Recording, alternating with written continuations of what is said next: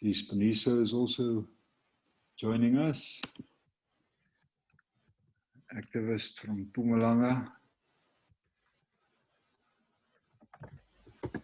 Karen Sherlock. I'm not sure. Sherlock.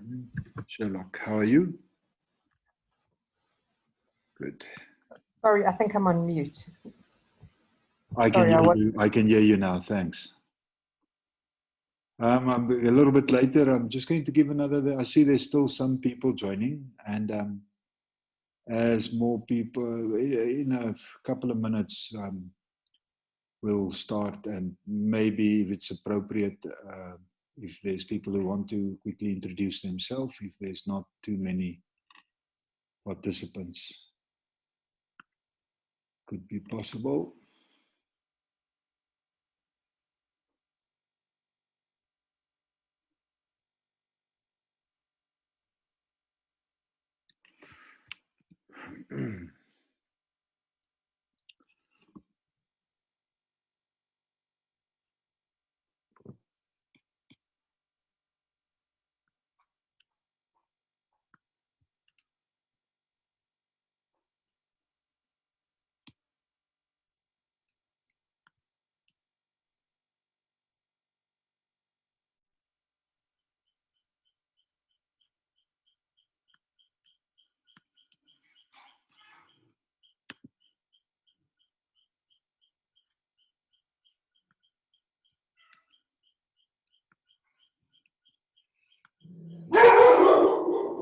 Hey.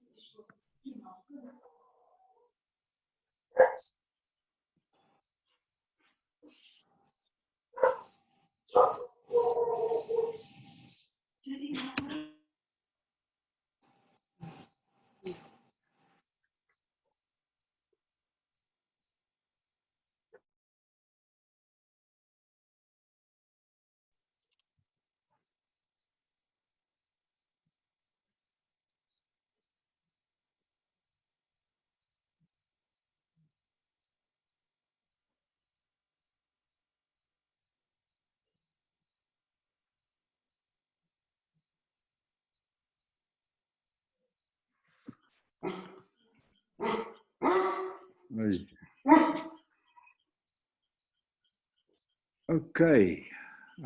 If everybody can hear me, I think we are about to start. Some more person to Wolfgang Kuhlmann from Germany. That's so nice. Welcome.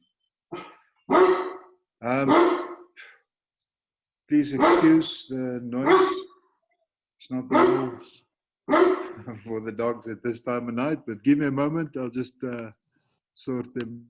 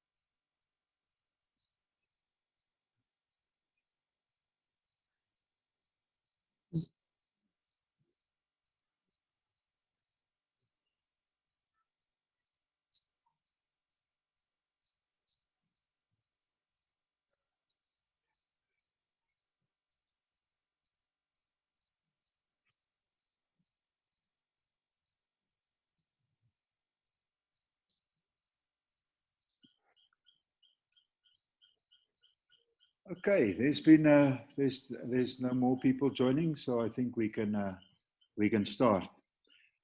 Just to say thanks to everybody that's given up their Friday evenings. I suppose most of you are on mute, but you are welcome to unmute when you have anything to say. This is the first of what we hope become, well, it has to become a kind of a series of different interviews I will be conducting with different role players in this sector of the South African or of general timber plantation impacts. One of the issues that is affecting us here in the east of Southern Africa quite drastically. But we're going to be interviewing different peoples, and I would we're going to interview tonight. We are happy to interview Mr. December Ndhlovu.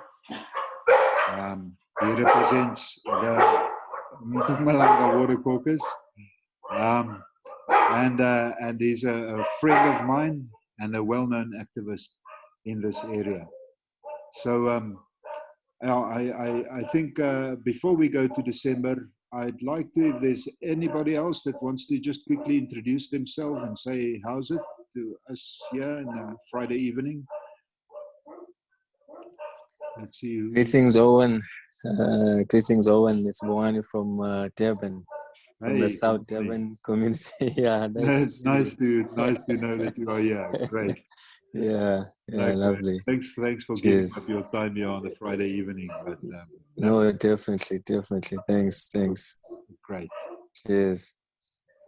Anybody else that wants to quickly introduce themselves? Yes, I can say hi. Robert here, currently living in the Western Cape, South Africa, where there's also quite a lot of timber plantations. Not as drastically as where you guys are from, but definitely something that impacts us. Thanks. Karen, maybe, if you can say, how's it?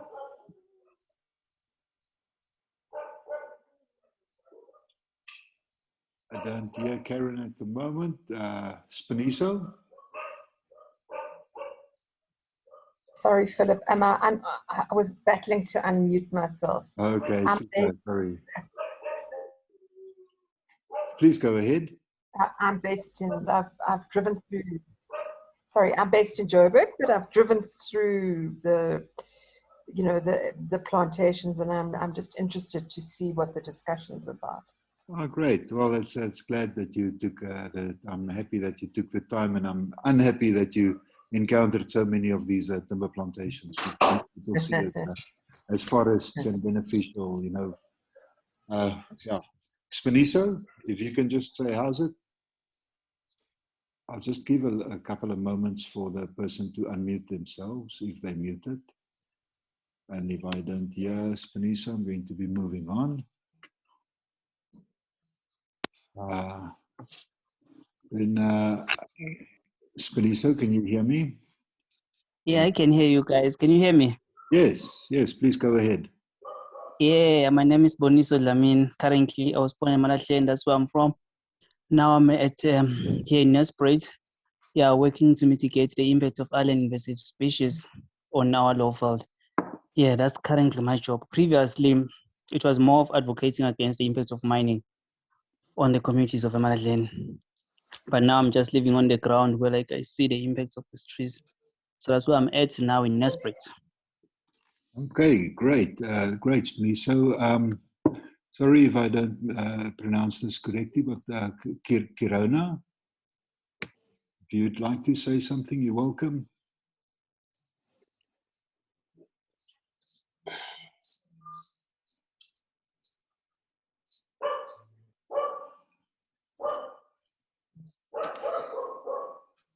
Okay,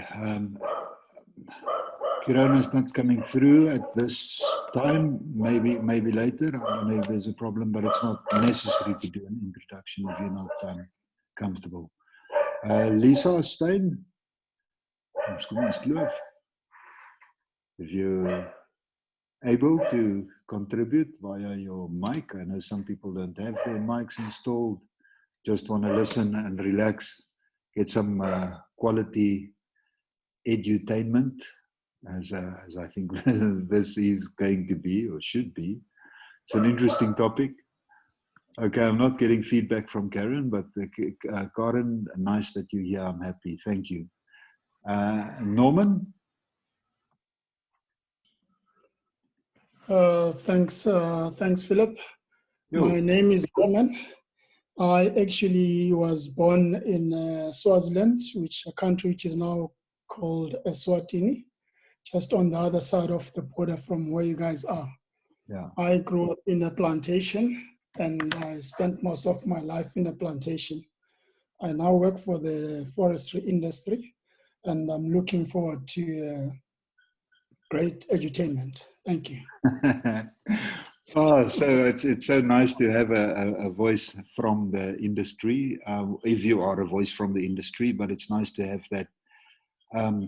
You know, we have to always strive for balance in what we're saying, and I'm sure you will ensure that what we are talking about is not one-sided, and if it is one-sided, then it is your duty to remind us, and that also makes for lively debate. And I think a debate and discussion and to talk about these issues is fundamentally how one can manage to because we all want, you know, to live in a proper environment, in a decent environment where everybody's got the right to have water and clean environment, unpolluted environment.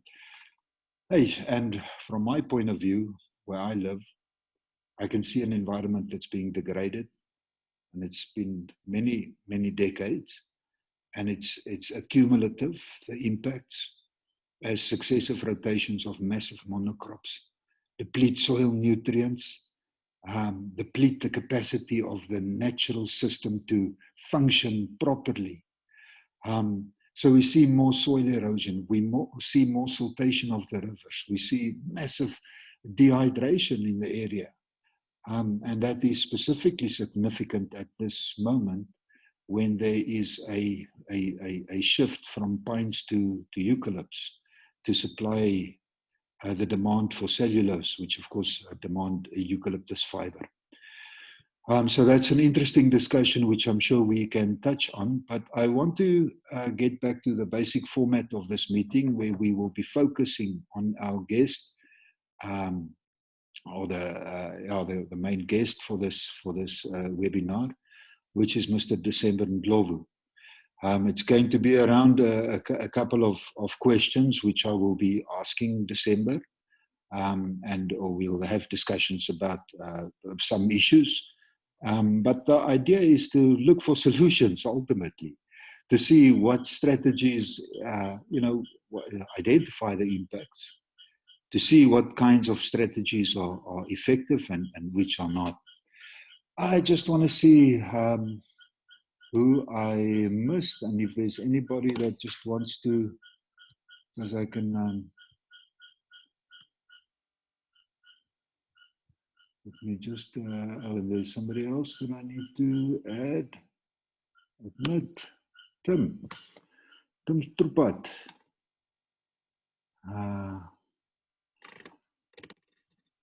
Tim, welcome. Sorry for admitting you late. If you can hear us, to just quickly unmute yourself and just give a brief introduction.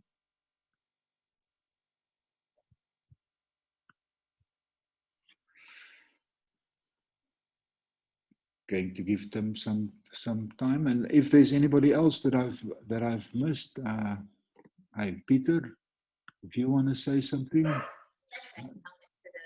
Hey Philip. Yo, hey Tim, how are you? It? Nice, that's good to see you there. Yeah, thanks for letting me in. Sorry for letting you in late. I was focused on my computer screen, but not in the corner there. So welcome. Yeah, a brief introduction from yourself would be great. Yeah, my name is Tim. I'm from Germany, currently living in the Netherlands, in Den Haag.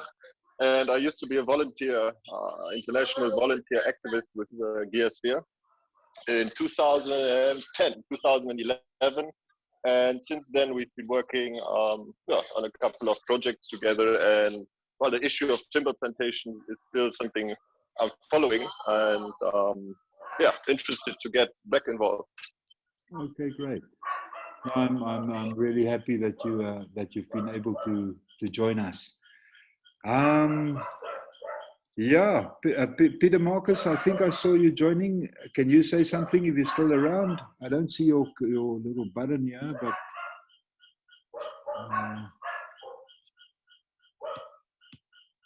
just wait a moment to meeting, and if there's anybody else that wants to just say something in the introduction. Whilst I'm waiting for somebody, if there's anybody that wants to say something, and please excuse me if I'm tardy in some of these. It's the first time that we're doing this, so there might be some hiccups. But your picture and audio quality is very good. Oh, great. Thank you, Tim. Yeah, it's just I'm supposed to have an assistant, but being a Friday night, he's not here currently. And I have to apologize also for the dogs. Okay, let's get on to the business of the day, which is a discussion with December Ndhlovu. December, will you just quickly give a brief introduction to yourself? Thank you very much, Philip. And I'm sorry for not being for the visibility. It's because of I was born for this kind of technology. I think it also counts those kind of things. Thank you very much once again, Philip, for giving me this time, specifically on a Friday afternoon. And I think I must actually applaud all the participants to be able to participate at this time of the day on a Friday. I think it's a very good thing. My name is December Ndhlovu. I was born between Machado Top and Paplas in a small rural outskirt called Ndwazi.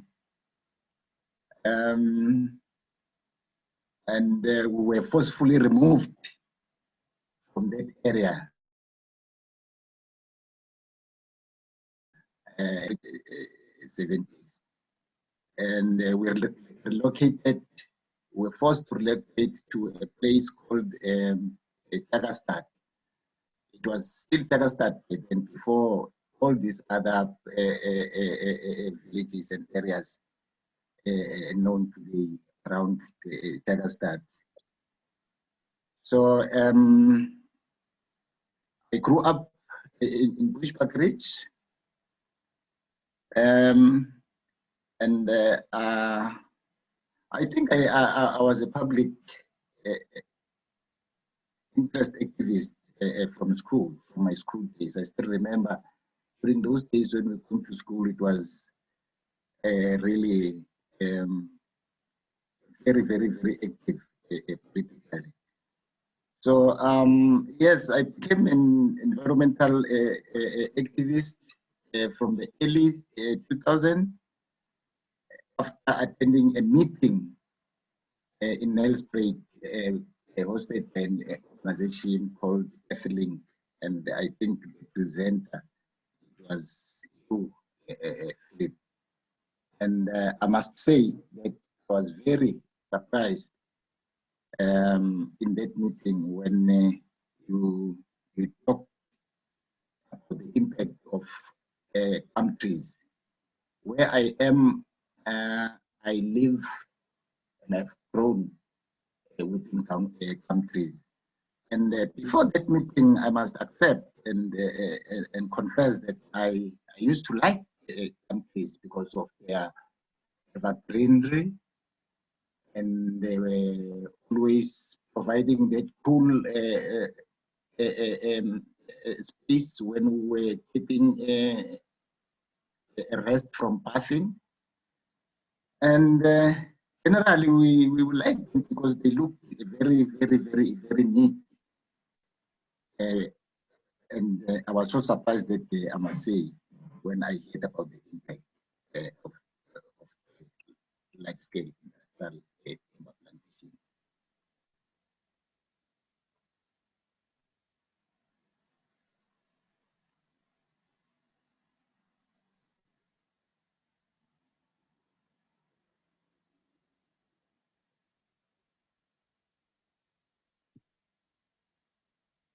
I am not sure about the rest, but I seem to have lost December. I cannot hear you. No, Yeah. I'm still here. I'm waiting for another question. Okay, yeah. Well, I am so sorry. Yes, I remember clearly the day that we met. I saw December. I think it was at the Water Caucus meeting back in what was it, 2003 or. I think that's when me and December met, and we after the meeting we had a discussion, and since then we've been friends and we've been activists together. December and I once had the pleasure of traveling on took almost a month to travel all the way up to Mozambique.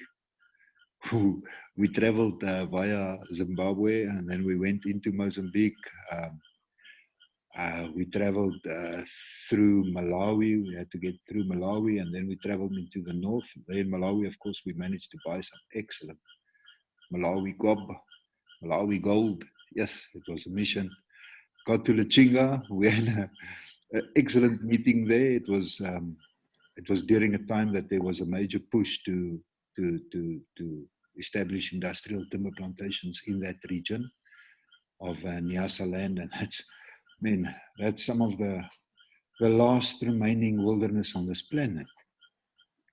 So we felt it our very, very duty to travel up there and to alert civil society in that area about the potential impacts, because normally when timber plantations are being promoted, it's only the good side that is being shown. Only the positives, all the jobs that's going to be created. But in fact, that's not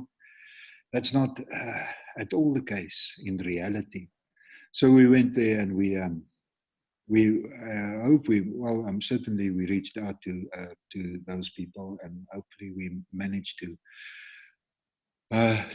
just spur the debate, because I think it is important that there is a debate around this issue.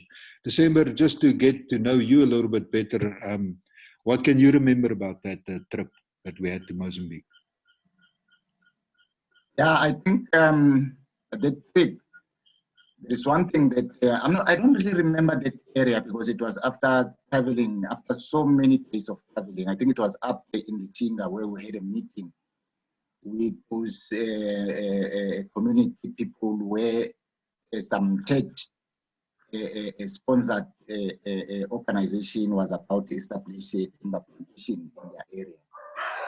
So, I remember very much clearly in that meeting, when the people of Mozambique actually quarreling and grumbling as to how could they deal with the problems after we have told them what kind of problem should they expect from those kind of establishment, because they will have to lose their water, they will have to lose their grassland, they will also have to lose their wetlands, because those trees, they take a lot of water, very, very, very, very much. Over 100 liters of water a day. Those trees, they are able to take that. So I was so angry, I should say, when the people of Lichinga seemed to be cornered, because in my mind, I have always held the Mozambican very high because of their history pertaining to the struggle against oppression. So yeah, I think in that meeting, I still remember very well, Philip, again, that there was some sort of government representatives, people that were sent by the government to kind of like eye on that meeting. And yeah, I think those are the things that really I remember so quick about that trip in Mozambique. No, we traveled in an old Mahindra truck, and we had to do some epic river crossings where we had to cross through water several times, and the road was so bad that we had to physically construct the road in some places, or at least you know, just smoothen out the areas where we had to get out of this this river. But it's a beautiful country. It's one of the last remaining places. There's been a tremendous amount of deforestation that we witnessed, sadly, and with sadness. But the point is, with deforestation, there was this person that we met that I came to know, but Ricardo Carrera. He was with the World Rainforest Movement, a very small little man, but he traveled all over talking about the impacts of timber plantations. He was from Uruguay. And of course, there's also some of those areas, Uruguay and South America, where timber plantations have an absolute massive impact. But he said that afforestation, or like planting timber, is much worse than deforestation that we witnessed in such a large degree in Mozambique.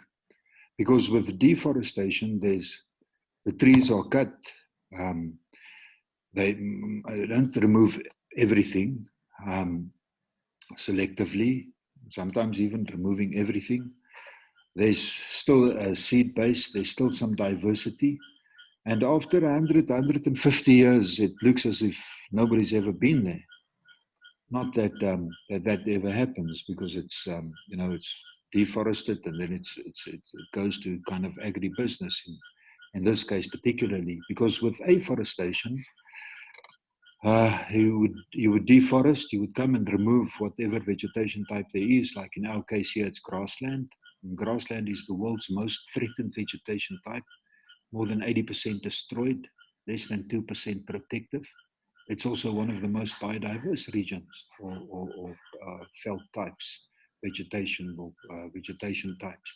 More than 4,000 different kinds of indigenous plants can be found in the South African, or in this grassland that we encounter here, the northeastern mountain sauerveld. There's even entire trees which grow in a grassland, where the entire tree is underground. The roots, the trunk, the stem, everything, only leaves protruding above ground level. Yeah, you can, if anybody's interested, you can just Google underground forests, and you'll definitely get a reference to these ancient trees, because they can get very, very old. Some say they could be some of the oldest things on the planet, oldest living things on the planet, in excess of 15, 20,000 years. Yeah, nothing can destroy them because they grow underground in there. But of course, if you plant a timber plantation, they do become destroyed. If you establish any monoculture, agribusiness, sugarcane, maize, they do become destroyed. And of course, there's value in biodiversity. Through our work in December, we can talk about that, and our work with the traditional health practitioners. Because many of the events that we've had hosted collectively, and that December's been critically or centrally involved, was with the traditional health practitioners. And of course, they are very, very important, and they have the same struggle because they are dependent on the natural environment and the services that the natural environment provides. For instance, medicinal plants, for instance, clean rivers and waterfalls where ceremonies and ancient African customs and traditions can be performed. So it's become increasingly difficult to find these places due to the fact that there's been so much large-scale deformation, destruction, transformation of the local environment. I just want to see, I have this, but December, maybe you can talk a little bit about about our interaction with the with the traditional health practitioners? I think it was around 2009 when we were commissioned by the government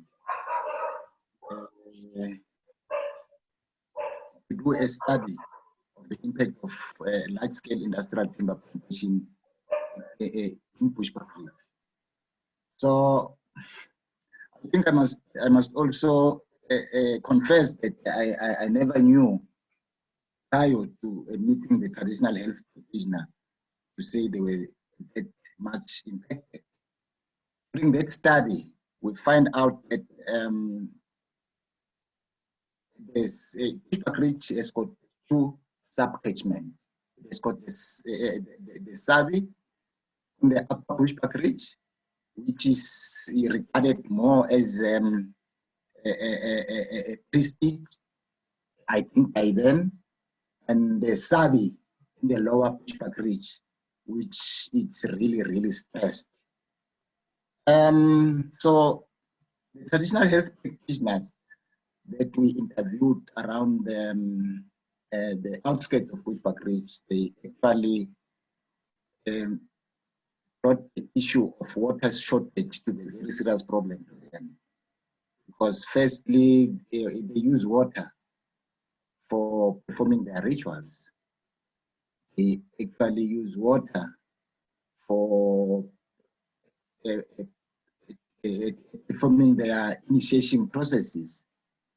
And they use clean water to do all those things. They also use water to prepare their medicine. But during dry season like winter, in Bushbuckridge, we find out that the water downstream flow are extremely reduced. So the rivers, they actually vanish. And the traditional health practitioners, they've got no problem accessing water that is clean to actually provide their trade. And it's not only water that they use. They also use specific type of plants that grows under inside the water, and they also use specific type of plants that grows alongside the river banks. And during those non-rainy season, they lose those medicine, and eventually they become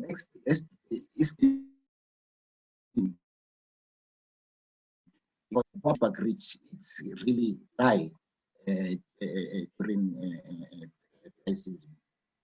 It was during winter.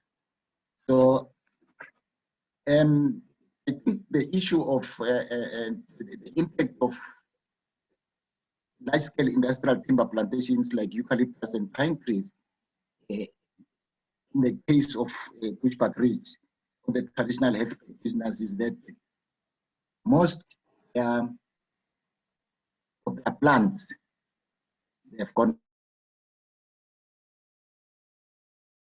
instinct of the impact of the plantation, because they take all the water, and they also destroy the grassland. And as Philip has just mentioned, the grassland in the Mpumalanga region are very, very, very important, because they are more than 2,000 different types of herbs, bulbs, and medicinal plants that can be integrated into the traditional health practitioners trade.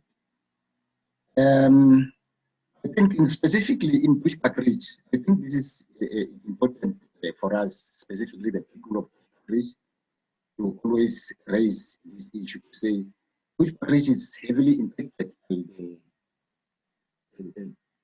eucalyptus plantations that is planted on that Maripskop mountain where our two sub-catchment comes from. This is where our rivers come from. Actually, the big dam in Bushbuckridge, the Inyaka dam, that feeds almost everybody in Bushbuckridge and beyond. That dam, it has got a challenge that is built just below the mountain that are overplanted with those plantations. So from 2016 to November, mid-December last year, that dam was almost empty. So I think those are the real impact of the industrial timber plantations that has actually impacted the water downstream flow in Bushbuckridge. To the contrary, in 2001, there was a decision that was taken at the cabinet level in this country, South Africa, to say they should actually strategically fell some eucalyptus plantations around the sand subcatchment, because that subcatchment is really stressed. So, but to the contrary, that decision has not been implemented as it was expected. Thank you. December, I thank you for that. Sometimes there's a little bit of a breakup. If you want, you are welcome to put your, it's nice to see you, but you are welcome to put your video off, and then maybe it will just improve that sound quality a little bit. And I will put my video on. That's it. I just want to apologize to Dieter. Dieter Simon, also from Germany,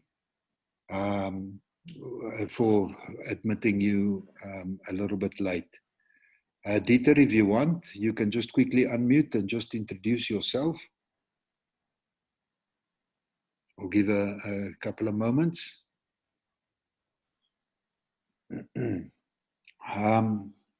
You must also just be aware that sometimes I don't see these chats and the chat dialog box. And if there is anybody that maybe I can ask Robbie to just check on the, and if anybody wants to make a comment or chat, just make it to the public. And Robbie, you can just feel free to alert me, unless it's abusive, which I'm sure it won't be. So December, again, you are welcome to put off your video. I'm interested, and I want to just discuss a little bit again the impacts on the traditional health practitioners. And if I'm thinking, for example, of some of the activities that we've been involved with, some of the problems they encounter, for example, dirty rivers. It's not involving the timber plantations, of course, but dirty rivers. The traditional health practitioners actually try and mitigate some of those difficult circumstances by, and I know that civil society organizations such as yourselves, through the Mpumalanga Water Caucus, different organizations active in your area, arrange water or river cleanups. And if you can maybe just give us a little bit more information about that. You know, how do people mitigate the problems that they encounter there on a specifically the traditional health practitioners?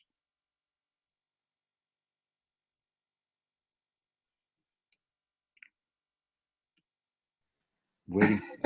Sorry. Sometimes forget and start talking without unmuting yourself. Okay.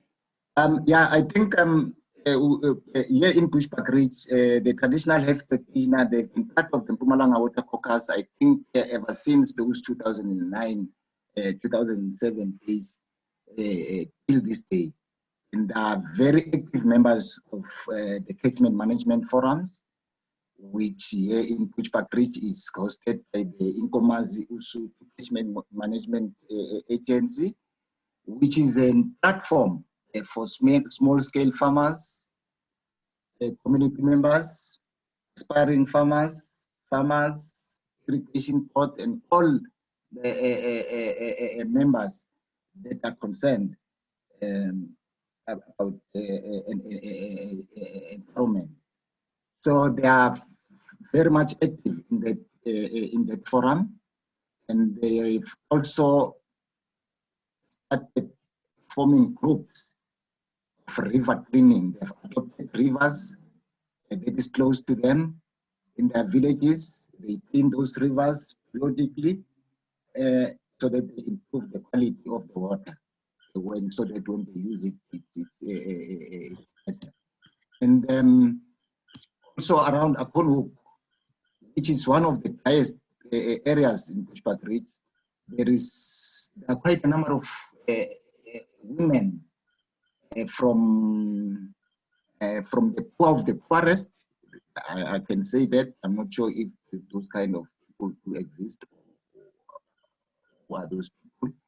So they've been chosen, and they are setting up home gardens where they plant their own vegetables, and they are given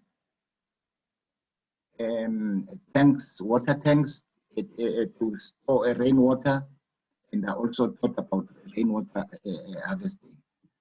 I think those are some of the things that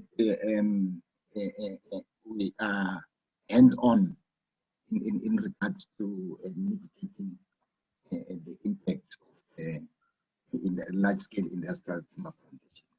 I thank you for that, December, and I would want to talk a little bit about one of the main impacts, and that, of course, is the impact on water, as you've already mentioned a couple of times in your discussion on this forum tonight.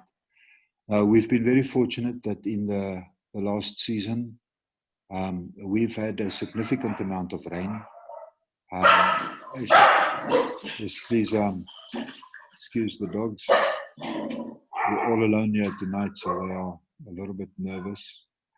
Yeah, we've had a lot of rain. We've had more than 700 millimeters of rain so far. There's still a possibility that we might receive more, because I remember one season we had during March 300 millimeters of rainfall. So we still maybe can get some more. But yes, water is one of the critical issues, and we're lucky now with the rain, and some of our dams are, many of our dams are chock and block full. However, this doesn't last, and it takes just a couple of very dry spells for us to be in exactly the same position where our drinking water is and our water to do, because water is life. You can do nothing without water. So, and of course, timber plantations exert a massive amount on our water resource locally. It's been said that pine plantations can use an equivalent of around 400 millimeters of rainfall annually, whereas eucalyptus trees can use much more than that, 450, 500 millimeters equivalent rainfall on an annual basis. Eucalyptus trees on average use about 30% more than pine trees, but they can use much more. And of course, it's not easy to quantify exactly how much timber plantations utilize, because it really depends upon the amount of rain available. It depends upon the size of the plantation, the age of the trees, depends upon where they are situated in the landscape. So there is a lot of different situations which can influence the availability of water. But it's not only that the trees utilize a lot of water, and of course they use eucalyptus use more water because of their broader leaves, faster evapotranspiration, significantly faster growth, and deep rooting systems. The eucalyptus roots have been measured 60 meters plus into the soil profile. That's a Water Research Commission report. 60 meters. That's how deep the roots can go in search of water. And of course, when eucalyptus trees are harvested, they cut, harvested, and then they coppice. They grow out again. So the main root system is still intact, and they can tap into the water resource much faster than pine trees. Because pine trees, of course, you cut and they have to regrow. You have to replant them from seedlings, and it takes a couple of years before they really tap into the water resource. It's appropriate to talk about this pine versus eucalyptus, because at the moment there's a global shift from producing paper for pulp to, well, of course, there will always be a demand for paper, but the demand has shrunk. And of course, the demand for cellulose have increased dramatically. So we find that globally, there's a shift from producing paper by these big industrial corporations. Instead of producing paper, pulp for paper, they're producing cellulose. And for paper, of course, you need pine plantations, but for eucalyptus, or for cellulose production, you need eucalyptus fiber. So there's now conversions occurring where there used to be pine plantations. Now they are, when they are being harvested, eucalyptus are being planted. And it's significant in this area because it will have a devastating impact, and we are already on our knees when it comes to the availability of water. We cannot manage the land for worse conditions. If we manage the land, we have to manage it for better conditions. So it's frightening to see eucalyptus being planted where there used to be pines, because now we know that the current impacts are being compounded. It's not only that eucalyptus plantations grow, they tap faster into the water resource and go deeper for the water, use more water, but it's also faster growers. So it's a faster industrial process. The trees will be harvested faster. So yeah, we are worried that our environment might change even more drastically than what it's already been changed. We are already struggling. In dry times, it becomes incredibly dry. Lisa, if you want to say something, you are welcome, because I see you've popped up on my screen.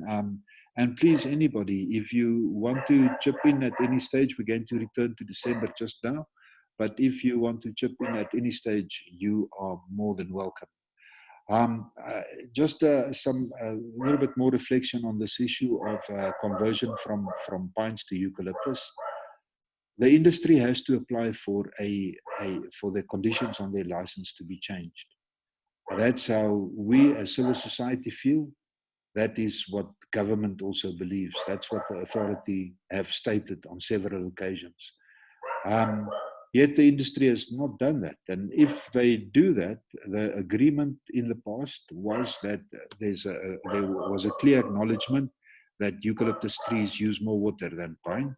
And therefore, when you convert from pines to eucalyptus, you have to plant a smaller area. So that's not happening. They are just converting one on one. And in a way, it is, one can say, illegal. We cannot really say it's illegal, because the case apparently now, or the case now is in court, where the Forestry South Africa and the South African government is in opposition, because South African government say you have to apply for a revision to your license, plant a smaller area. They say no, they don't. But in fact, they are using more water than what they are allowed to. And that it cannot be tolerated. What we've done from a civil society point of view, and as GeaSphere, is submitted a formal complaint to the FSC, Forest Stewardship Council. Maybe a little bit later we can talk about the Forest Stewardship Council. I want to return to December and say December, just to give us a little bit more context about the area that you are in, Bushbuck Ridge, that you know very well. Timber plantations is one of the major issues affecting your area, but those are not why people are protesting in the streets, blocking the streets with rocks. And I mean, even one of our German volunteers on the way to Bushbuck Ridge for a meeting once, the vehicle was stoned. And the windscreen was cracked. Fortunately, the volunteer was not injured, just had a fright. But those are water-related, service delivery-related. December, please just give us some more insight into other impacts apart from the timber plantations? Philip, sorry, man. Before brother Yes, December comes in, you spoke. You spoke about government challenging the industry in terms of needing them to apply for for the change from pine to eucalyptus. And they're refusing, the industries are refusing. I'm just thinking, so the case, is it still on? So are they still battling in court, government and industry, on that? Bongani, yes, they are still, as I understand, and I haven't had any feedback otherwise, but at the moment the case is still in court. And of course, now with COVID, it's also delaying some of the issues. My fear is that in this time, this period, the industry is probably going ahead and planting eucalyptus. During the timber workshop, the meeting that we had recently, I will write a letter again to the FSC and demand that there should be a moratorium on conversions and planting or establishment of unlicensed. To me, it makes me so cross, because it just seems logical that when you plant, they know that these trees, eucalyptus, use more water than pine. So, I mean, they know that there's going to be a major impact, and yet they go ahead and do it without even asking for the authorization, and that's wrong. That's wrong. So, and the timber watchers, totally agree. Well, they will be also looking at the letter, revising it a little bit, and Timber Watch would probably also support then our demand to the FSC to put place an immediate moratorium until this case has been resolved and there's been a clear outcome communicated to all the civil society people that's interested and affected. And then, but that letter should also be, there should be a letter also to the minister, because she's got the ability, and the duty actually, Baba Chrissy, to act on this. Yeah, no, for sure. I'm glad you actually just filled me up on that, because I think I was about to say that I think then organizations and communities and individuals probably then need to unite and become friends of the court. At least something. For once, our government is doing something positive, in terms of challenging these big multinationals that think that they are allowed to themselves. So probably, I was thinking that it would be a great opportunity for us to be friends of the court, in support of the government challenging the industries. But I'm glad, because there'll be letters coming from different organizations, challenging this issue as well. Because, definitely, I think these industries cannot, be allowed to get away with murder, and I think it's just a total disregard, because as you rightfully said, they know exactly what they're doing, it's wrong, but it's all about maximizing profits at all cost, and it's totally unacceptable. But thanks for just filling me up on that. Thanks. Oh, thanks, Bongani. Just to reflect a little bit upon that, I was really disappointed in some of the industry role players, because attending one of the Nkomati Sotho Catchment Management Agency meetings here locally, they delivered a presentation where they then referred to some research which basically inferred that eucalyptus and pines use the same amount of water over time. They say there's no significant difference in the water use of these species. Of course, that's absolutely incorrect. Misleading. And ultimately, it was a study that focused on the evapotranspiration and evapotranspiration only. That did not take into account effects such as the deep rooting nature of eucalyptus. The impacts on groundwater was not even mentioned in that study. So it is misleading, and it's misleading on an issue which has, real consequences and true, consequences. Sure. And once these changes have been made, they cannot simply just quickly be undone. Yeah. So, but thanks for just and I want to invite anybody else that if you feel that you want to interject or make a comment, we are not that many. I think there's about 15 people or so. So yeah, if you want to make a comment, if you want to ask a question to any one of us that has spoken, please feel free to do so. And Bongani, thank you for kind of breaking the ice in that regard. Yeah, thanks, Philip. Sorry, man. Just on that note, I just also want to thank the opportunity as well, because Comrade Wali, I've learned a lot from him, and basically, I think the longest drive I've ever made is driving to you that side, Owen. Durban to Mpumalanga. It was the longest drive, and to me, to Comrade Wali, may his soul rest in peace. He always used to mention, if he mentions your name, Owen, he will say, yeah, in December, definitely December, and Ndhlovu as well, And to me, it was like these two gentlemen, they are neighbors or something, So I'm glad to actually finally meet Comrade December. Yeah. So I heard a lot about you from late Comrade Wali. Yeah, thanks. Yes, no, thanks. Thanks. That's great. I didn't realize that you've never met. I just took it as, normal that you've already met December. And I'm glad that you have an opportunity to meet here. Yeah, sure. Definitely. Yeah. So December, please, if you can just give us a little bit more insight into the life there in Bushbuck Ridge, and you as a civil society activist, just a little bit about, what you do to intervene and how people engage with you on a local level.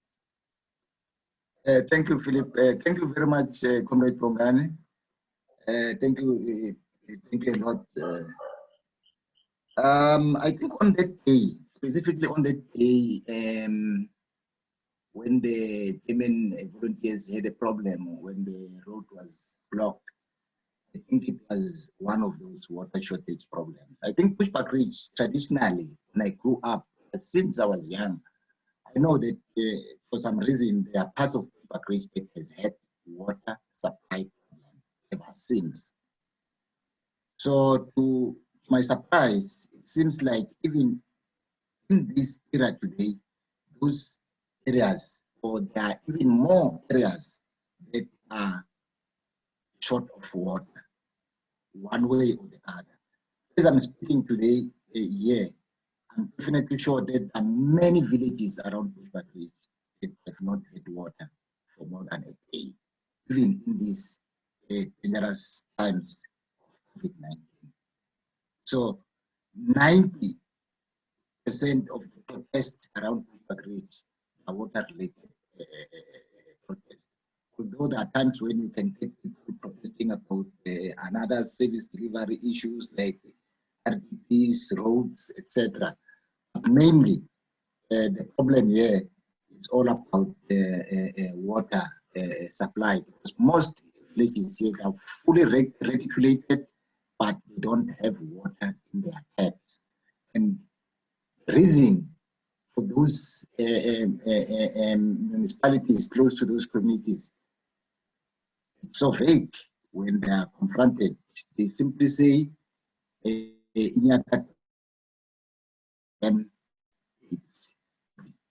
not so sure what excuse are they going to use now, because it seems like should be having enough water.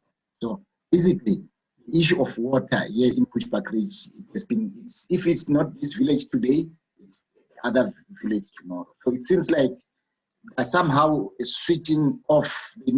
Actually, they are playing around as to which villages they switch this water off, and it's a problem, because sometimes there are villages that they go without water for almost a week or two, or even more than that. So around here, through the CMF meetings and other meetings that we're having around here, and some campaigns that we are doing here as Mpumalanga Water Caucus, there are a lot of people that I get to know and they get to to know me. So mostly, almost every week, I would get a call from anywhere in Bushbuckridge. It doesn't matter where. To say they don't have water, and I please help them in that regard. So, yeah, I think helping, and then I've always encouraged the people to do that on their own. And I think late last year, I even went to RTP township in those women that are doing a home garden to actually help them to understand as to how simple it is to raise their voice when they don't have water, because it's their right. They're not asking for water. They're not asking for favors from the municipalities. The municipalities that we voted those people into power because we wanted them to serve us. So they have that kind of approach to the people from the municipality. And they shouldn't actually be afraid of these people, because these are the people that have been voted out by them, and they trusted them that are going to right. So basically, the issue of water shortage and the issue of illegal dumping, because I think there is also a very big problem around bridge water contamination by this illegal dumping of once-use disposable diapers, those nappies. So I think that is real problematic. It seems like even the municipality isn't actually a clear way as to how best you can respond to that. So I think on daily basis, one gets those kind of calls and pay from the people around here. Sometimes even outside from the countries, like in Komazi. In Komazi, I think are people that has not had water for months and months. And the contrary, these people, when they don't have water, they come with water tanks. I don't know, water tanks, and they sell the water to the people. They go to the river, raw water as it is from the river, put it into their water tanks, drive straight into the village, and sell to the people for between 300 and 500 per tank. So yeah, I think those kind of problems, one gets them almost now and then, and are escalating as far as the Highveld of Mpumalanga. They've got a very serious problem when it comes to water pollution and contamination by those extractive industries around those.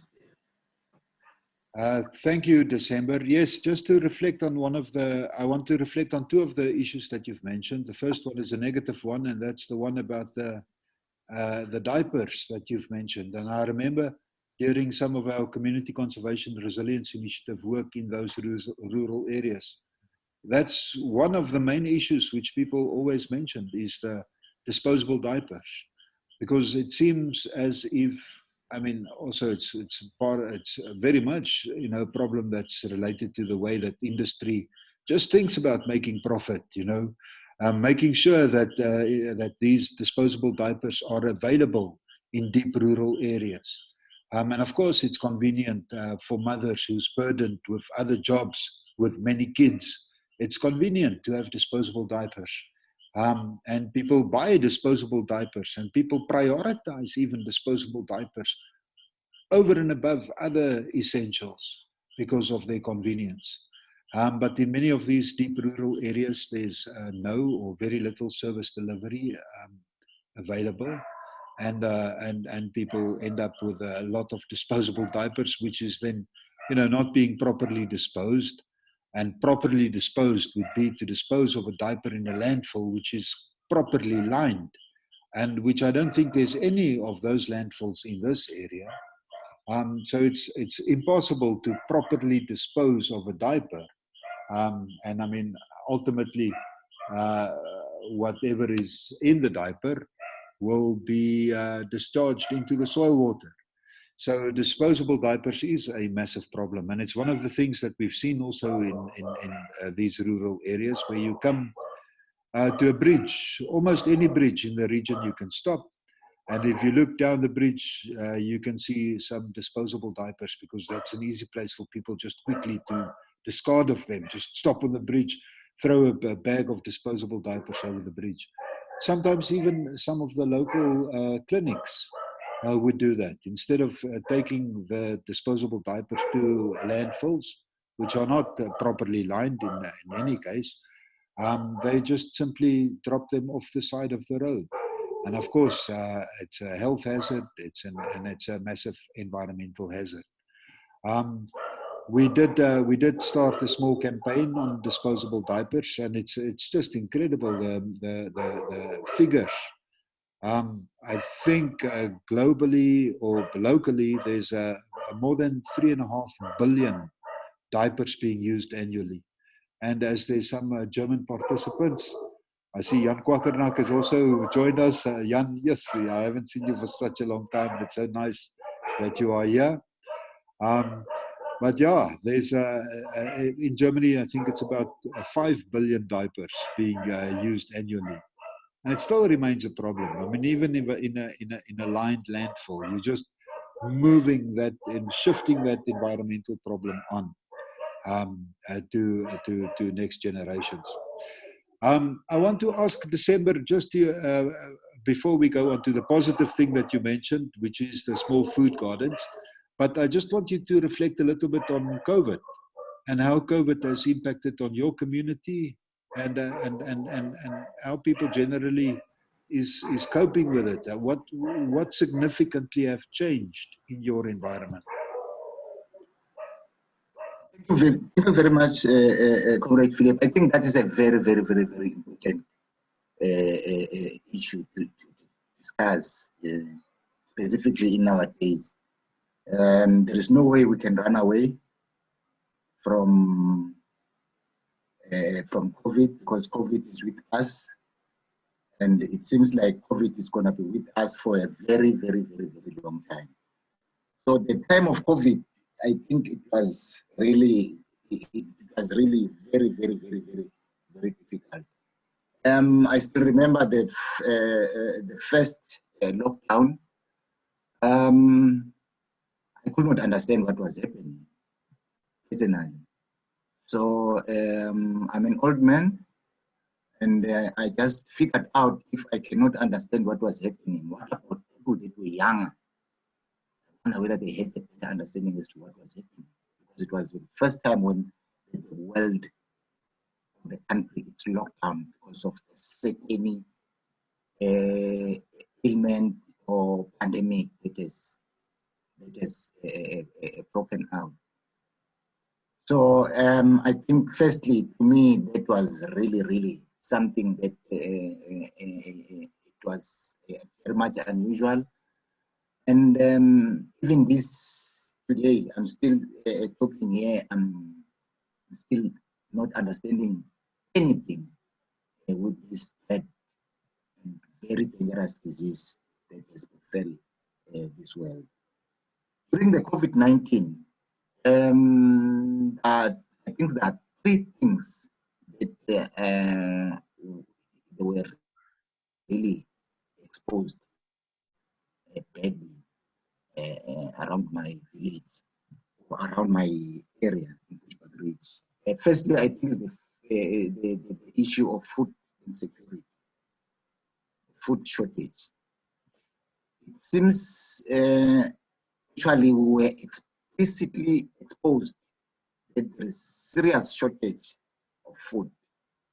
We know what happened to the food parcels that were meant to the poor. And the second thing that was actually highlighted by this COVID-19 pandemic, it's water.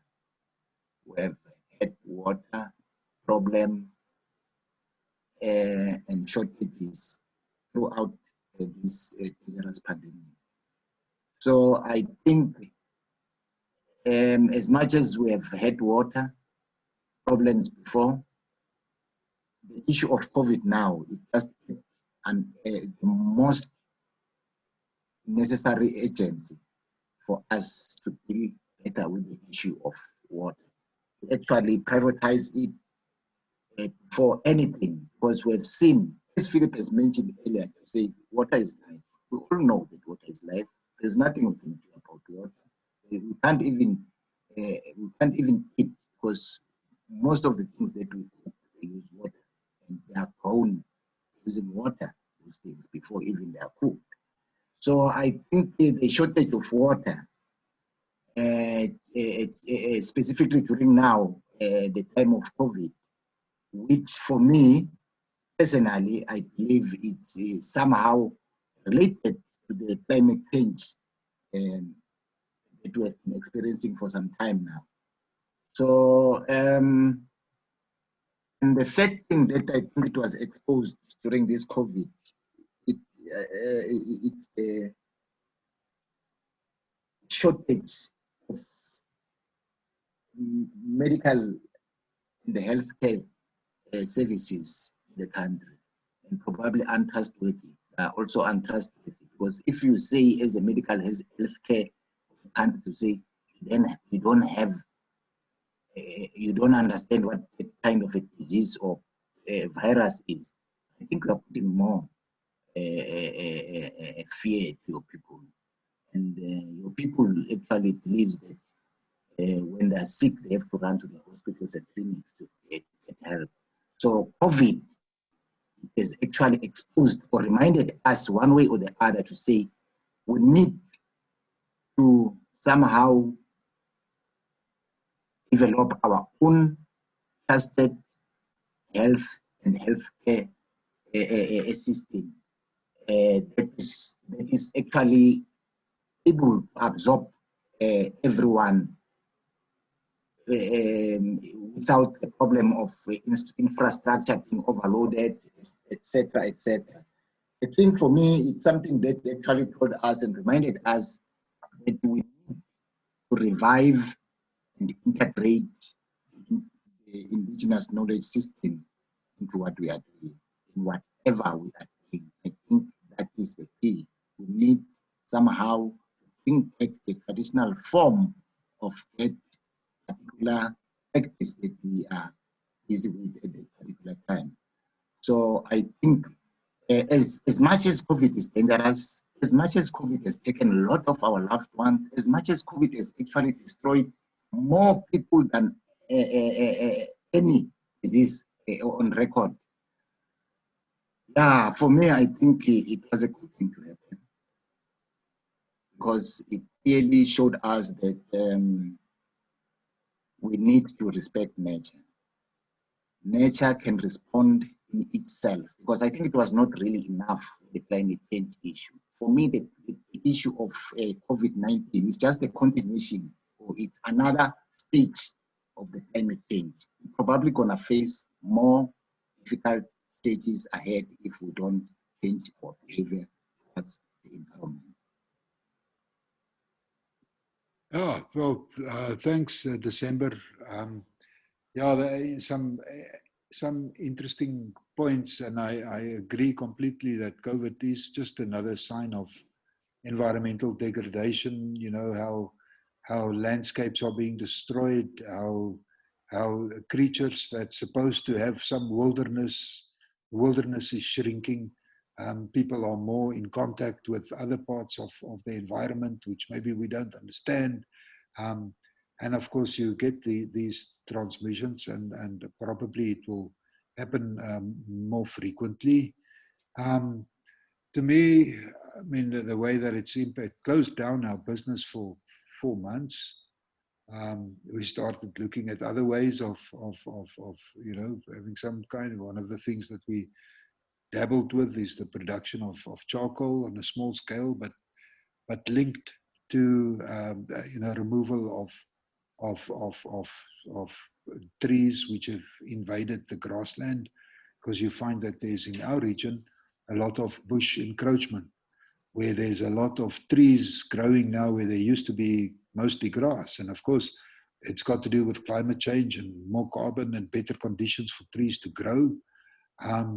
But it's also got to do with the way that we generally manage the landscape. For example, the way that we manage fire has got a big impact on trees, because now we normally people burn early in the season. The grass doesn't burn hot enough to kill the small seedlings. Tree seedlings, they get a chance to be established. They don't get burnt, they don't get killed by the burn, and they take root. And of course, if you burn very late in the season, late winter, early spring, when naturally it would burn, set alight by lightning, then the fire burns hotter, so it's more difficult to control. And of course, that's one of the reasons why they, especially timber industry, like to burn early. And by burning early, you also burn the seeds of the grasses. And of course, the seeds are not there for a regeneration of the grasses primarily, but primarily there to feed other components of the ecosystem, like the birds that need to overwinter in this region, small mammals, insects that need the grasses that we burn off early in the winter. So we humans, we can be so stupid in even trying to do the right thing. And I want to, because I said that this meeting will continue to 9 o'clock, and I see it's already like 9:45. Maybe we can go over a little bit. I see there's a lot of our, yes, it's so nice to see Isabel and Tim and Jan and Dieter, all colleagues from Germany. I'm happy and glad that you joined. And I hope that we can see more of you in the future with these kinds of events. And again, I want to just invite anybody, if you want to participate at any stage, if you have a question for either me or December or any of the other participants, you are most welcome to just unmute yourself and speak out. You won't be muted by me. December, I just want to touch quickly on one of the issues that you mentioned, and that is the issue of food gardens, because I think that is something which people do in mitigation of the impacts to build resilience. And I want to especially commend you on your food garden, because, excuse me, and I want you to just quickly, if you can, paint a picture for us, the garden that you've got at your house, the kinds of vegetables that you grow, the kinds of animals that you keep, the chickens and the trees that you have growing there, that gives you and your family some personal resilience, and your immediate neighbors and your extended family. So I say well done on that. And if you can just give us a brief description of your food garden. Philip, once again, I wish I could actually mention everything that I've got in my yard. Yeah. Unfortunately, since up to this day, I'm not able to. But I think, yes, on the vegetable side, I've actually, I'm changing a bit. I'm focusing more on the alkaline vegetables, and I'm moving away from the acidic ones. So I'm moving more vegetables that our ancestors used to eat traditionally. So like imbuya, pepe,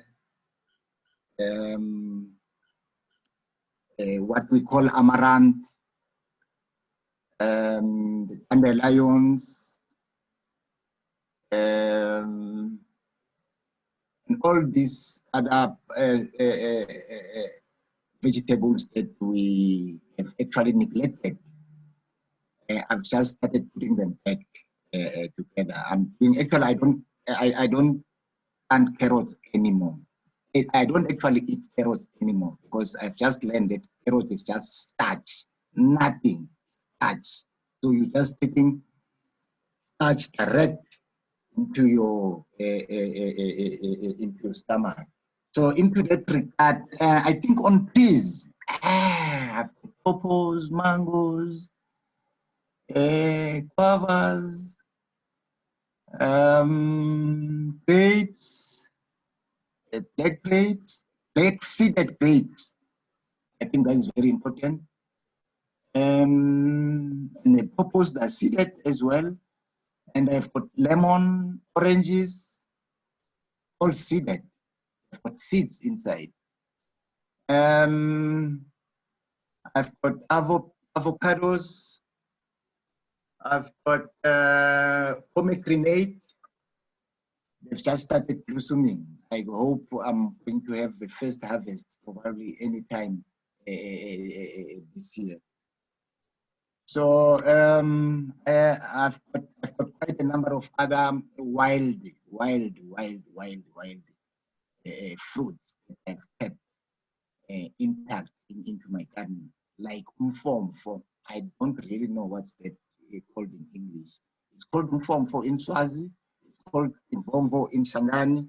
I'm not so sure what is it called in the other traditional languages. I've got plenty of those that I've saved around here. And I have planted, I've got a lot of herbs, medicinal herbs. I've just added the mhlonyane, the wormwood, when the COVID-19 started. Yes, I hope I can have all, I can be able to mention all that I've got here. I think I've got lettuce on the vegetable, and I'm intending growing my own cucumber, and I've got pumpkins. Actually, I'm bringing back those old pumpkins that we used to eat when we were growing up. Nobody eats them. Nobody sells them now. So that is one of my missions, to try and actually make a difference in this climate change and the pandemic-ridden world that we are living in.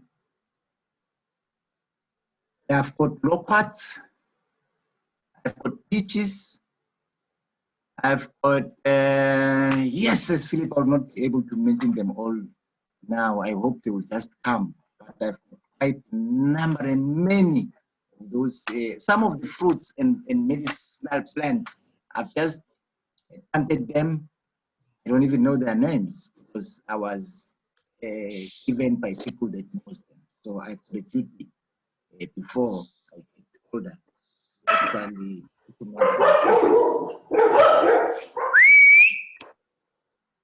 and I like the dogs, Philip.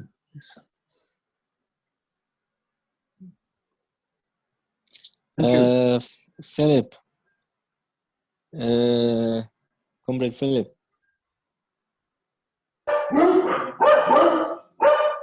I think Comrade Philip is still attending to the dogs. Oh, okay. Thanks, Comrade December. Thanks for that. Probably I just grabbed the opportunity, and I know there's something on the chat that was also written by Lisa as well. Hopefully, Comrade Philip will attend to that. Yeah, you know, I just thought of.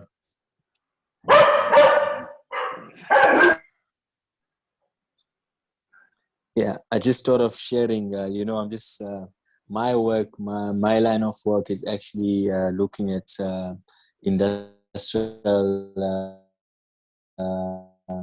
monitoring emission. It's either petrochemical industry or paper and pulp industry. So I'm just like thinking while you know there's communication between us in this forum. You know, looking at the petrochemical industry and looking at paper and pulp industry.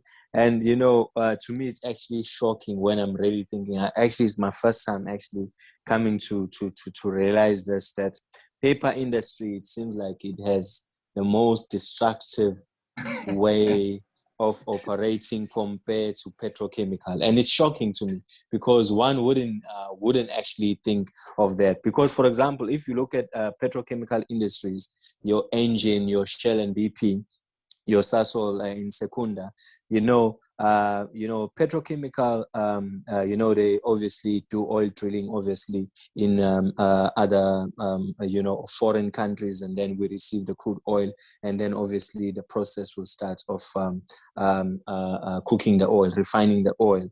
And, there's also trucks on the road, the tankers delivering the petrol or diesel or whatever the case may be. So there's also a lot of, chemicals that are very harmful to the environment and health during the process of refining petrol, and on the other hand, comparing paper and pulp industry, looking at the plantations, from the get-go, from the time that the plantations are actually planted, the destructive actually begins from there, destroying our water resources, destroying the land, and also, so basically the water, the plantation has, I think, ×2, destructive effects on our environment.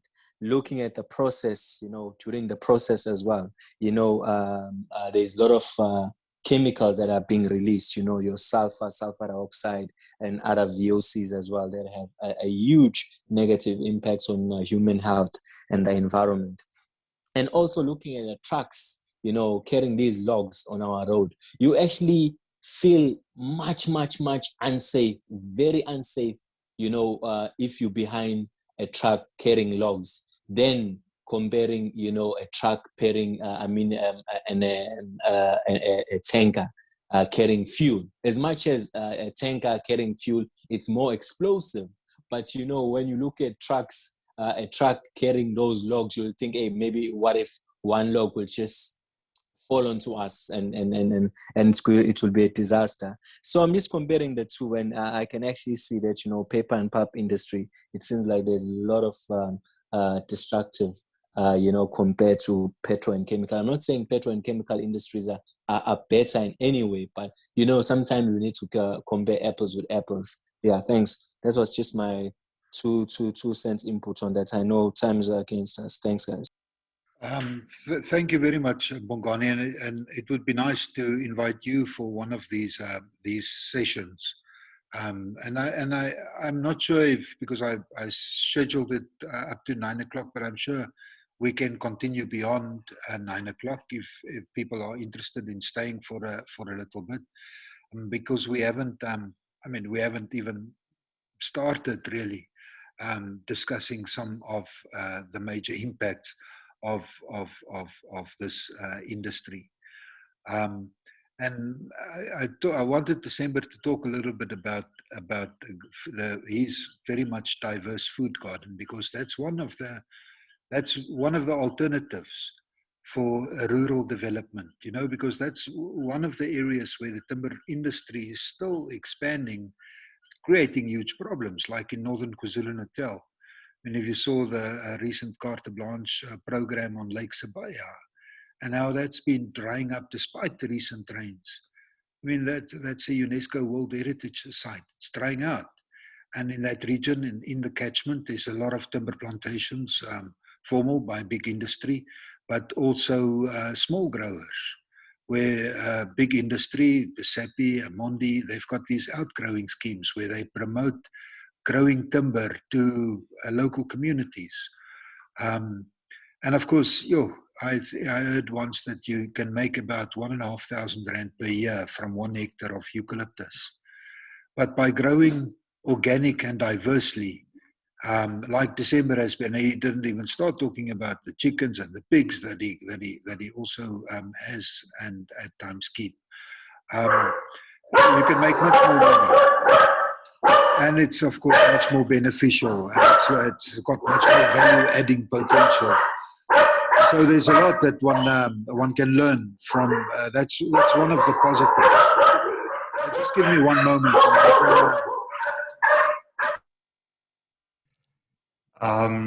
While Philip is busy, I kind of maybe want to interject if you can hear me, and just highlight this question and observation by Lisa Stein. I'll just read it to you. And then Sissy says, hello, just an observation. We live in Skumanskloof on the mountain of Sapie as our neighbor. We love our little piece of grassland and experience its role as water harvester firsthand recently with 2 very dry springs coming to life. We noticed many waterfalls on the other side of the valley without plantation. Has lots of water after the Jan-Feb rain, but there is one fall close to Montrose that looks completely dry. Even 3 days after the storm Elise came passed. So I looked at the Surveyor General map, and the Sapie plantation is planted right onto the catchment gully, therefore no water in the fall. What are the rules around that?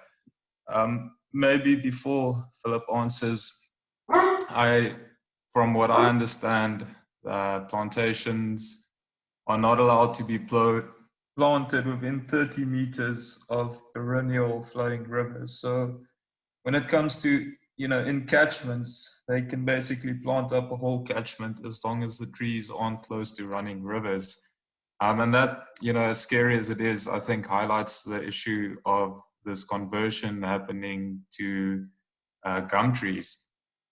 Just compounding that impact that these trees currently have in these water catchment areas, and primarily in South Africa's highest rainfall regions, because that's where these trees grow best. So, yeah, I read that question. Thank you. Thanks a lot, Robbie, for just reading it out and highlighting the issue that many people are experiencing around this region where, streams and springs are drying out.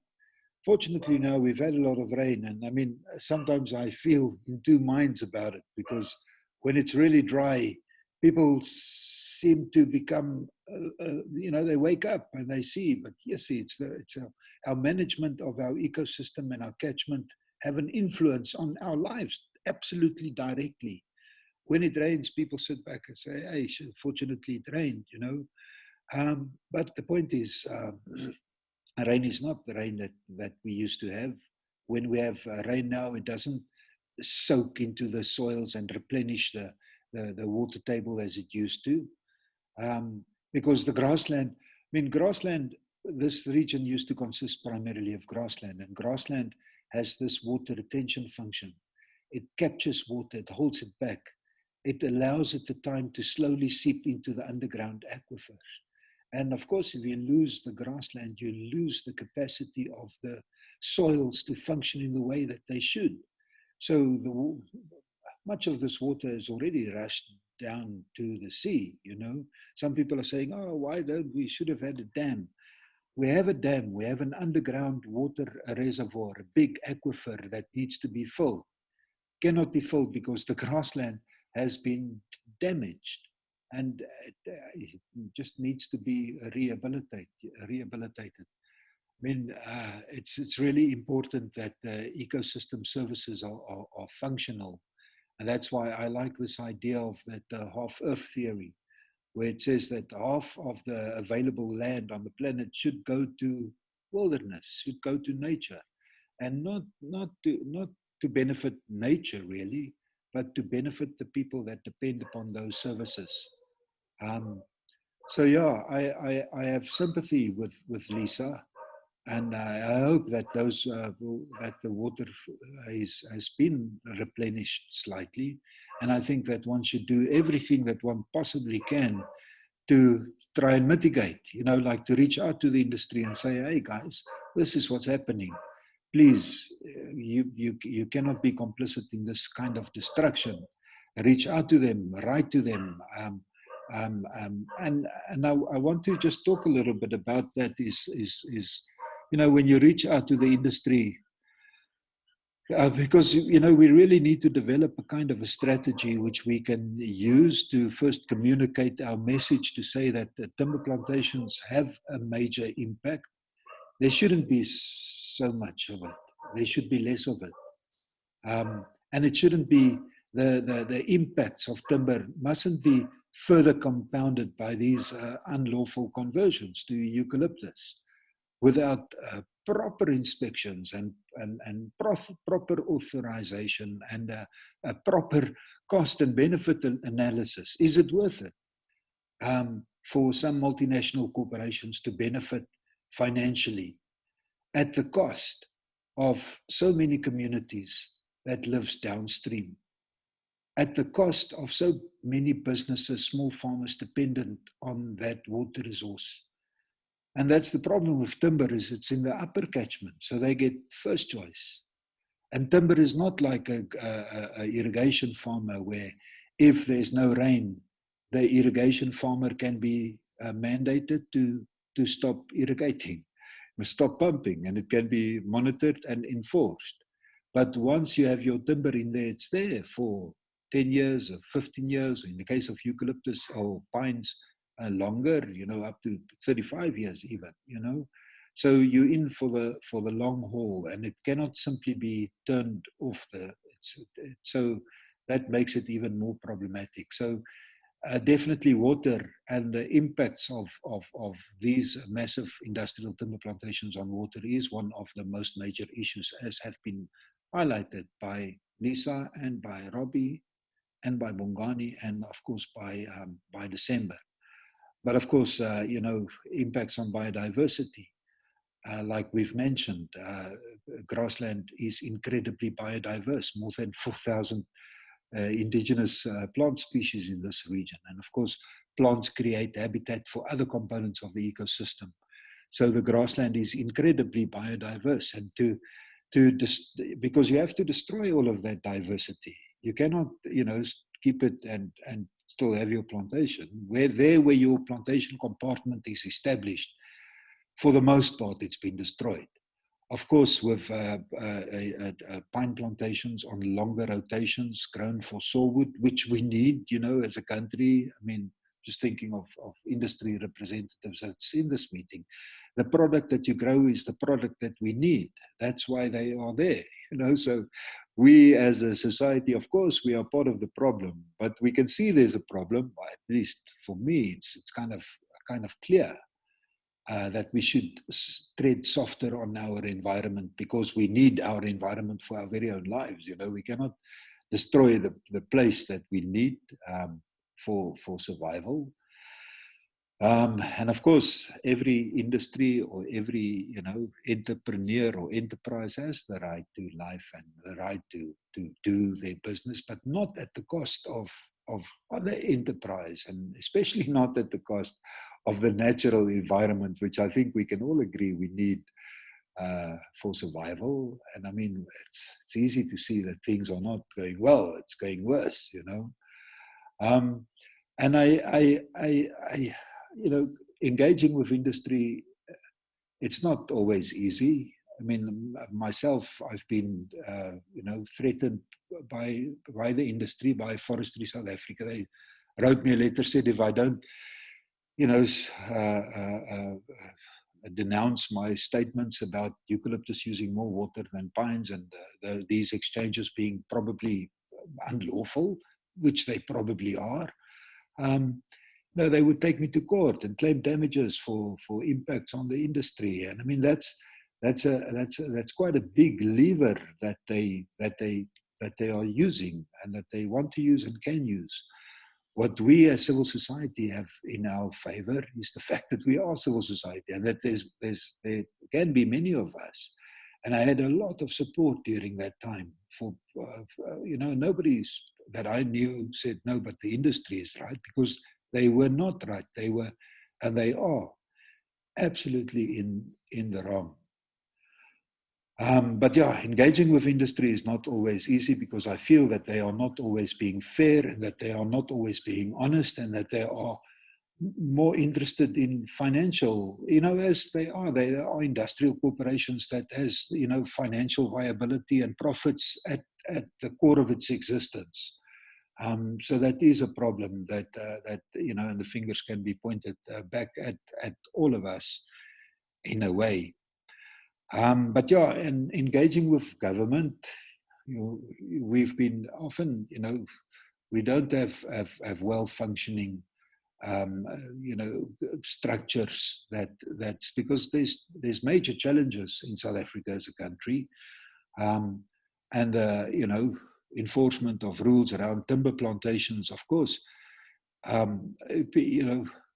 it's incredibly important because it has long-lasting implications. But sometimes, you know, you do feel a little bit, you know, along the sidelines. You're not fully incorporated into the different discussions that government has. For example, in our case with the IUCMA, the Isutu Inkomati Catchment Management Agency, which is a kind of semi-government organization that's got you know, independent chairperson and all the, you know, the water boards and all the municipalities, the water managers, they regularly meet. And they did invite us to give a short presentation, and at that meeting I was mandated by the floor to come back and give a proper and a decent and a thorough talk on the impacts of timber, and especially this issue of conversion, because it's incredibly relevant.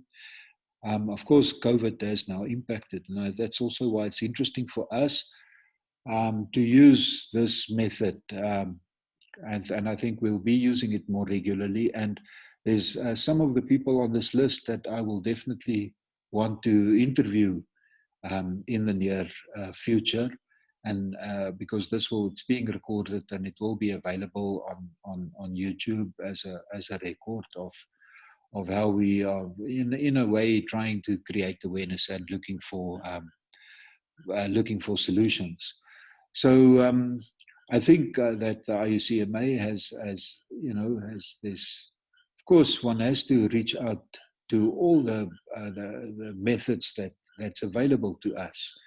So we have to reach out to industry, and we have to engage with them, and we have to reach out to the government. We have to engage with them in these structures that's specifically designed to safeguard our water resource. Our water resource here in Southern Africa, it's so important. So we have to safeguard. So of course it's important to interact with these. And I want to again just return to you, December, and ask you about your opinion of the catchment management agencies with which you engage on a regular basis. I hope December can still hear us and is still available. No, I am. Okay, thanks, December. Thank you very much, Philip. With regards to the Inkomati Usutu Catchment Management Agency, which is a platform for community members, small-scale farmers, irrigation board, farmers, etc., to meet and discuss the best way to actually conserve the environment. For me, I think the IUCMA it's a pretty good platform for the civil society to use, specifically because it seems like they do have an ear to listen when we have got some issues with corporations. They've got, I think, yeah, they've got time to can actually invite you around the table to hear what your problem is. I think that is helpful from the IUCMA because those are the people that are actually obligated, mandated to take care of our water resources. So, like Philip has just said, in the case of the SAP in Botswana, being stubborn, even telling the IUCMA to say they are right for not amending their license, as although they have actually changed from pine trees to eucalyptus, whereas the water consumption of the two species is not the same. So I think the IUCMA, they actually showed a knowledge of what they were mandated to do, a family announcing that they have to amend their license. As much as the IUCMA has not been effective in other areas or to take up other concerns that we have as communities and civil society, I think on the other hand, it's a good platform to actually raise concerns beyond the meeting space, where you are able to speak your case beyond a restriction of time of the workshop period. With the IUCMA, with the introduction of the Catchment Management Forum, I think it's a better platform for communities and civil society to actually bring their concerns that concerns them in their respective areas, so that the IUCMA takes them directly to their sister organizations like the Department of Water and Sanitation, the Department of Forestry, and you never know what is it called today in South Africa, because they change each and every coming in government, they change the names of this. So I think it's important in that regard, but I think it has lacked the truth or the actually the agency within the immediate concerns of people that are bringing issues in those forums. Yeah, no, thanks, December. I think it is valuable to, valuable platform to reach out to, but it's certainly one. I mean, this is a ship that is not changing, or it's a big ship, and it doesn't stop quickly, and it takes a long time to change direction. From my point of view, maybe I could just put my video on again. From my point of view, a change that we would like, we will always need some form of timber plantation to produce some of our essentials. But it's necessary, I think, for the industry to survive, really, from an environmental and a sustainability point of view, to implement a strategy of diversification. And using indigenous timber species, even though it might take some selective breeding and some speciality pruning, and one should put more effort into looking at what is available indigenously, and then of course one should look deeper into what is available as pulping alternatives. For example, industrial hemp as a pulp alternative. One should look at reintegrating animals into agriculture, again with kind of an aim of introducing more diversity into what then becomes a kind of a forest compartment. At the moment, it's an industrial timber plantation, because a forest implies, a variety of trees, different age groups, different heights. And not only trees, of course, also shrubs in the understory, but all of this can be very positive, because it can create employment, in land restoration projects, and it can ultimately benefit vast sectors of not only South African communities, but also communities in countries that's bordering us, like Swaziland or Mozambique. Which, of course, Mozambique is heavily affected by what we do in our critical water catchment areas. I do note that we are already gone more than 20 minutes beyond the time that we set out to, and I think, there's still, most of the people are still in the meeting. I assume that you find it interesting discussion, but I also have respect for the fact that it is a Friday evening. And I would like to just get a little bit of a, inclination for a little bit of, if somebody can just say, if you are still willing to continue for another 10 minutes, up to say, let's say up to another 10 or 20 minutes. I would like to hear from other participants Bongani, if you want to continue, Robbie, that would be nice to hear from you. Anybody on this webinar that are willing to say something about yourself and ask a question to any of the participants, please feel free to unmute yourself and go ahead. Philip, it's December. Yes, December. I just wanted to say something before the closure. As much as I have mentioned that the lockdown, the COVID-19 pandemic lockdown has actually changed everything, it's changed the way we've been living for centuries and centuries. But I think it's actually one thing that I've been saying for many years, to say what we are doing that actually causes the climate to change and cause the global warming.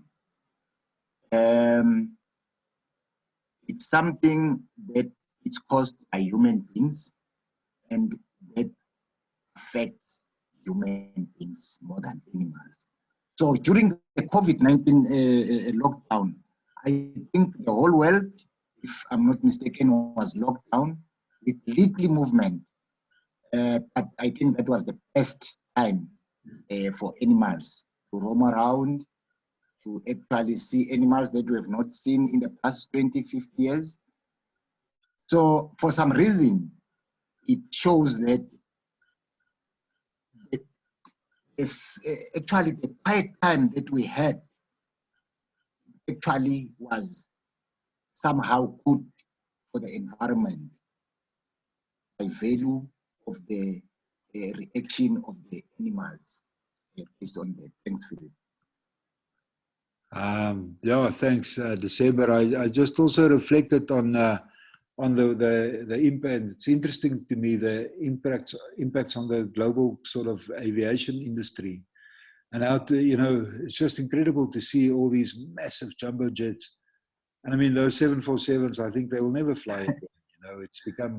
It's become just absolutely redundant because the demand has so completely changed. Whereas I think people will be, of course, there will still be people using airplanes, but much less. Smaller airplanes that's more efficient, and a little bit lighter on fuel. And I think that slowdown of that industry was really.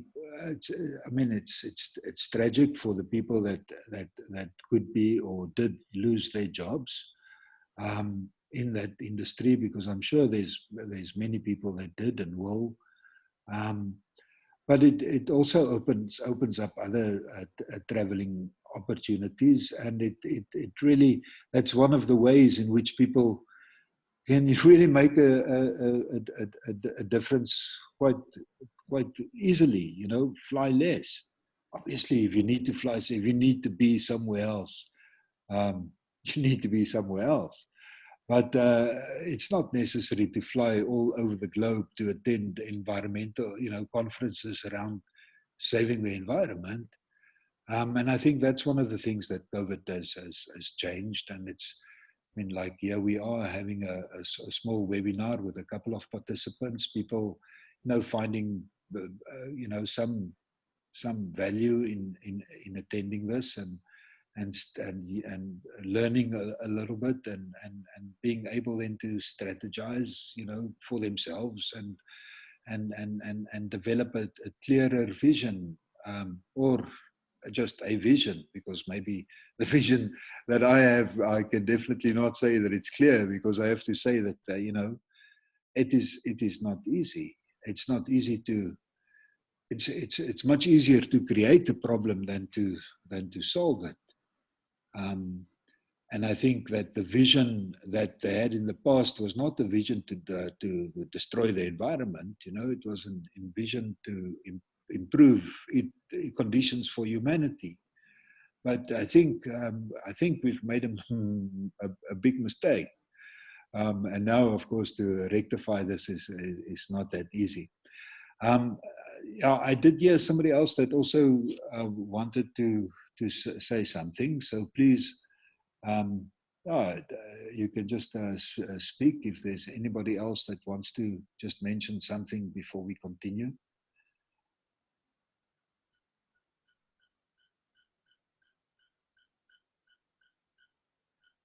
Okay. Yeah. Then I think as it is moving up to, we've got another 2 minutes. So I want to thank everybody for joining this webinar. I want to also commit to, well, I have to arrange more of them with different role players, and some of you, if you don't mind, I will contact you and schedule a Zoom meeting like this, which other people can join. I would like to, see a little bit more, it would be nice to have questions from people, because I think the technology allows it, and hopefully we can develop, to have some pictures in the background, or we'll make it a little bit more entertaining in the future. And I'm hoping that, I'm not sure how all of you became aware of this webinar. Maybe you can just leave a comment, and maybe just, if you want to ensure that because I'll use the normal, avenues that I have, like the Water Caucus mailing list, or the GeaSphere Africa mailing list, or the Facebook page. I'll use all those normal venues just to advertise upcoming webinars like this. I can tell you right now that Brian Ash will be interviewed on Wednesday evening. It will be a little bit earlier, around 7 p.m. to 9 p.m. perhaps. And we will just discuss again timber plantations, more with a focus on KwaZulu-Natal, and then also with the specifically, Lake St. Lucia and the impacts on Lake Sabaya, and because Brian has got a lot of knowledge on that. And I hope that all of you would at least consider participating. I also just want to thank December out in Bushbuck Ridge, using your airtime, your MTN there in your small little food garden. I, again, just want to, on your behalf, invite people to, when they ever pass through Bushbuck Ridge, to contact you, December, and just ask to visit, and just look at how, resilient people can be.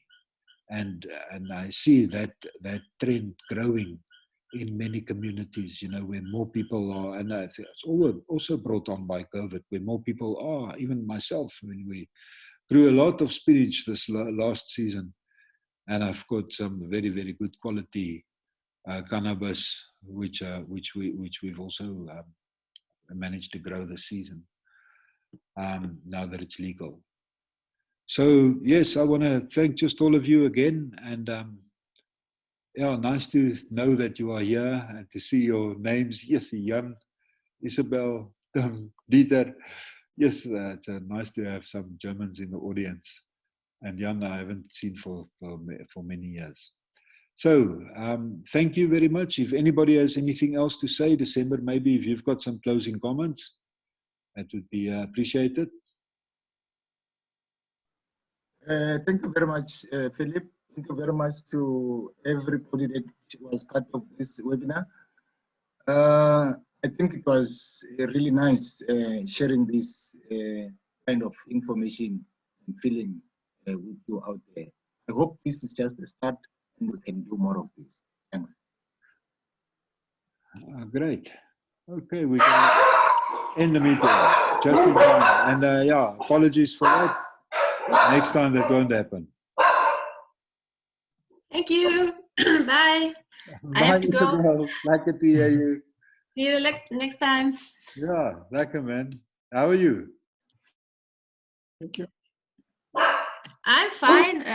Yeah, and I'm enjoying the winter, and I listen to your dogs barking. And now I'm invited to a dinner, so I have to go. otherwise it's finished before I come. Okay. So I quickly have to grab some food. Nice to hear you, Isabella. Join us next time and we'll make, yeah. You mustn't eat that late. You must eat earlier. Okay, next time. Yeah, see you soon. Okay. Thanks. A nice Bye. evening. Nice weekend. Same to you.